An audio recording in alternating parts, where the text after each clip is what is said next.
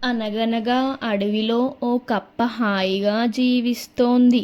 ఒక హంస దానికి పరిచయమైంది. కొద్ది రోజుల్లోనే అవి ప్రాణమిత్రులయ్యాయి.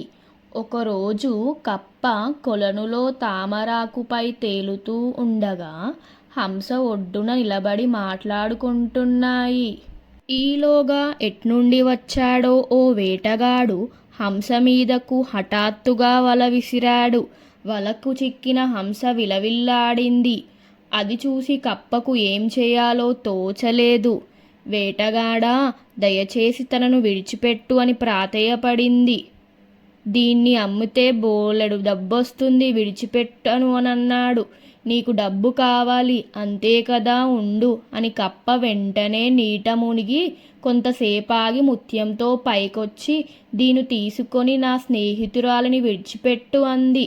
వేటగాడు ముత్యం తీసుకొని హంసను వదిలిపెట్టి వెళ్ళాడు. ఇంటికెళ్ళాక అతను చెప్పిందంతా విన్న భార్య, ఆ కప్ప దగ్గర ఇంకొన్ని ముత్యాలు ఉండి ఉంటాయి, వెళ్ళి అవన్నీ తెచ్చేయి అని చెప్పింది.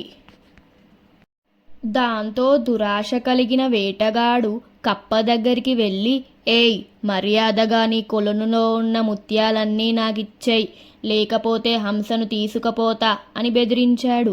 అది విన్న కప్ప, సరే, ఒకసారి నీ చేతిలో ఉన్న ముత్యం ఇస్తావా, అది చూసి అచ్చం అలాంటిదే తీసుకొస్తాను అని అడిగింది. దాంతో వేటగాడు కప్పకి ముత్యం ఇచ్చాడు. కప్ప దాన్ని తీసుకొని పారిపోయింది.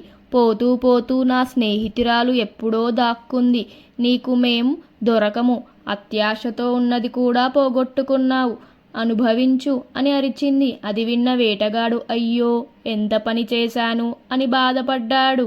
ఈ కథలో నీతి ఏమిటి అంటే, అత్యాశతో ఉండొద్దు.